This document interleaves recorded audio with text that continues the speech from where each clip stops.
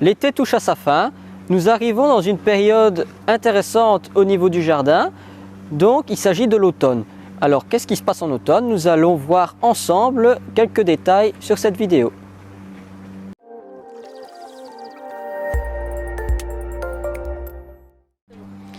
Bonjour à tous, donc nous nous retrouvons ici fin septembre. Le 21 septembre est passé, donc nous avons débuté l'automne. Alors l'automne au jardin c'est très important, pourquoi? Parce que c'est la fin d'un cycle, c'est le début d'un nouveau qui se prépare. Et donc en automne, qu'est-ce qui va se passer? Tout ce qui est arbustes, arbres, vivaces et autres plantes vont entamer la fin de leur cycle et donc elles vont préparer leur hiver. Qu'est-ce qui va se passer? La plante au printemps diffuse la sève qui se trouve dans le tronc et dans les racines dans la plante pour qu'elle puisse favoriser son feuillage, sa floraison, etc. Qu'elle puisse favoriser sa photosynthèse et en même temps nourrir la plante et préparer son énergie pour l'hiver suivant. Donc maintenant, qu'est-ce qui se passe? La plante va redescendre sa sève. Ça veut dire que la sève qui se situe dans les feuilles, dans les tiges, etc. va redescendre, va retourner dans le tronc et dans les racines pour être stockée pour le printemps suivant. Qu'est-ce que ça apporte? Pour certains arbustes et vivaces, la chute des feuilles. C'est notamment le cas pour les arbustes caducs et les arbres caducs. Donc qu'est-ce qui va se passer? Pour certains arbres, ce qui est intéressant, c'est de voir qu'il va changer de couleur. On le voit par exemple sur ce Viburnum lanarts qui a fait une très belle floraison au printemps qu'on avait vu ensemble. Durant l'été, il a gardé cette couleur vert, contrastée avec le blanc du Gora qui se trouve juste à côté pour rappeler justement la couleur blanche du printemps. Et maintenant, il se part de ces couleurs automnales qui sont dans un rouge orangé avec des nervures vertes. Et donc ça le rend intéressant aussi maintenant. Après quoi, les feuilles vont tomber. Et maintenant, qu'est-ce qui va se passer? Nous allons voir qu'est-ce que nous pouvons faire avec les feuilles qui tombent. Durant l'automne, qu'est-ce qui se passe? Donc, les caducs perdent leurs feuilles. Les feuilles vont tomber sur le sol. Je suis par exemple devant notre grand érable qui fait quand même une sacrée envergure, qui nous produit beaucoup de feuilles durant la pleine saison, mais qui en perd aussi du coup en automne. Et toute cette masse de feuilles tombe sur la pelouse. Alors bien sûr, sur une pelouse, ce n'est pas vraiment adéquat. Pourquoi? Parce que les feuilles en amas sur la pelouse va faire qu'elle va jaunir et risquer de pourrir parce qu'elle n'aura plus cette présence de lumière. Donc qu'est-ce qu'il va falloir faire? Les ramasser bien sûr. Vous avez deux solutions qui s'offrent à vous en priorité. La première, vous ramassez les feuilles, vous les placez dans votre compost. Ça fera un engrais pour le printemps car les animaux décomposeurs vont se nourrir de cette matière pour la transformer en matière organique minérale qui va permettre à vos plantes d'avoir un apport au printemps avec cette masse de fumier. La deuxième solution qui peut être aussi très intéressante, c'est de pailler vos parterres avec ces feuilles d'arbres qui tombent. Bien souvent les arbustes caducs perdent leurs feuilles et ça couvre la surface qui se trouve à leurs pieds.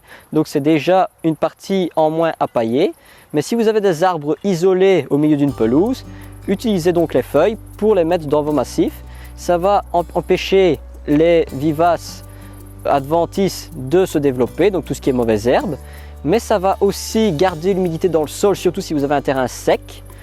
Ça va aussi permettre à la biodiversité, surtout celle qui se trouve dans le sol, de remonter et de venir se nourrir des feuilles qui se trouvent en surface. Ça va les décomposer et ça va nourrir naturellement votre sol sans que vous ayez quoi que ce soit à faire. Et au printemps, le surplus de feuilles qui aurait séché, vous les enlevez et vous les remettez sur votre compost. Et après, vous avez juste à ramener un peu de compost frais sur votre massif pour combler les manques qu'auraient pu ne pas apporter les feuilles.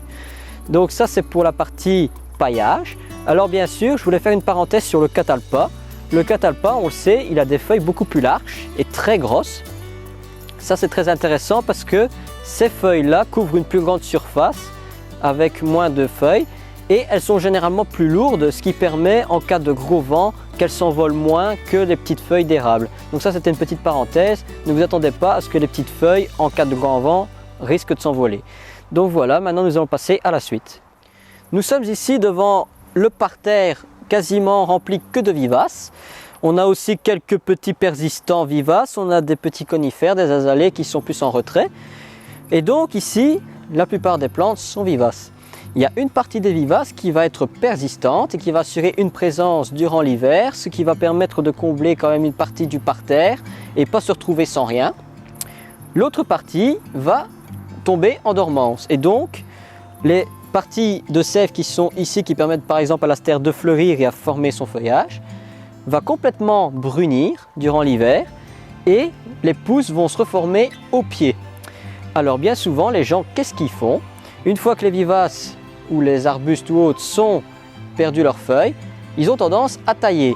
Par exemple ici l'astère, une fois qu'elle est finie, généralement les gens qu'est-ce qu'ils font? Ils coupent tout à ras pour que la future plante puisse se développer au printemps. Je trouve que c'est une erreur. Pourquoi? Il y a une simple raison, c'est que la plante vivace est déjà plus fragile qu'un arbuste ou un arbre. Pourquoi? C'est pour ça que la partie aérienne meurt en hiver. C'est parce qu'elle ne résiste pas au froid. Et donc, c'est un moyen naturel que la plante a trouvé pour protéger ses futures pousses pour l'année suivante.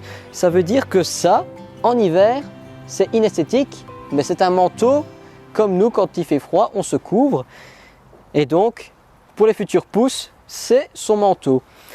Et donc, le mieux, c'est de tailler tout ce qui est partie aérienne au printemps, à la sortie de l'hiver. De cette manière, vos plantules sont protégées. Elles ont déjà une croissance accélérée. Donc, elles auront déjà un petit développement quand vous les taillerez. Et surtout, ça c'est le plus important, ce qui est ici, qui va pourrir et qui va tomber au sol, va nourrir votre plante. C'est sa nourriture principale. C'est vraiment ce qui va permettre à la plante de se requinquer au printemps et qui va lui permettre de pousser plus rapidement et avoir une meilleure vigueur. Donc ça c'est la parenthèse et ça n'est pas que pour l'astère, c'est aussi pour l'agora, pour les phlox, pour les autres vivaces, etc. Et pour celles qui sont persistantes, comme par exemple la santoline qui est ici, nous allons la laisser telle qu'elle durant tout l'hiver. Elle va assurer une présence, elle va apporter du contraste avec le sombre un peu fané de l'astère, qui va avec le gel en hiver se dorer de blanc. Et au printemps, pareil, nous allons la retailler très court pour qu'elle puisse refaire une belle boule. Maintenant, libre à chacun, par exemple, s'ils ont des santolines, de les laisser pousser librement. Je préfère les retailler pour qu'elles ne deviennent pas trop envahissantes. Et après quoi, donc, nous ferons un entretien général du massif. Donc ça, c'était pour la partie vivace. Maintenant, nous allons voir un autre point. Donc, imaginons, maintenant que vous savez que les vivaces ne se taillent pas après que la partie aérienne soit pourrie, donc c'est-à-dire fin de l'automne, mais que vous la taillez au printemps dès que les beaux jours reviennent et que vous avez protégé la base de votre plante, comme par exemple cette gora. Après, vous allez devoir tailler la partie aérienne. Mais qu'est-ce que vous allez en faire? Vous avez deux solutions qui s'offrent à vous. Soit vous mettez les déchets dans votre compost, elles vont se décomposer à long terme et elles vont nourrir votre sol pour l'année suivante. Soit vous, par exemple, vous prenez cette gora, vous la coupez très court et vous faites un broyat directement avec ça et vous paillez le contour de la plante sur une bonne couche. Et qu'est-ce que ça va faire? Ça va protéger votre plante contre la sécheresse, ça va garder l'humidité, ça va nourrir votre sol et en même temps ça va empêcher les mauvaises herbes de se développer à cet endroit-là.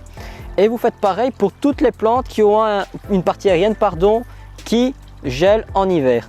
Et ça vous le faites bien sûr au printemps. Et en fonction de chaque plante, vous le faites le broyat à cet endroit respectif. Comme ça la plante se nourrit d'elle-même. Donc ça c'est pour la parenthèse. Maintenant, qu'est-ce que vous pouvez faire d'autre en automne? Vous pouvez commencer à planter arbustes et vivaces. Alors ici, je vais prendre un exemple. Donc ici, nous avons une vivace que nous avons trouvée en pépinière. Nous l'avons achetée durant l'été. Nous ne l'avons pas encore plantée. Pourquoi? Parce que nous attendons la période de plantation qui est l'automne.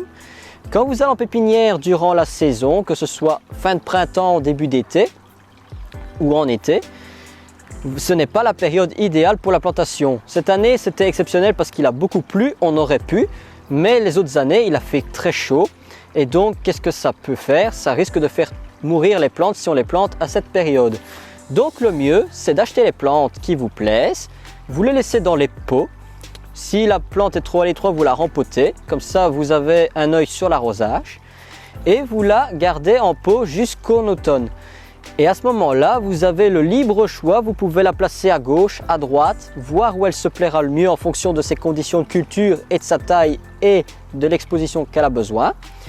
Et en automne, à ce moment-là, vous savez où est-ce que vous allez la placer, vous avez trouvé l'endroit idéal, vous n'avez plus qu'à choisir un endroit où la mettre.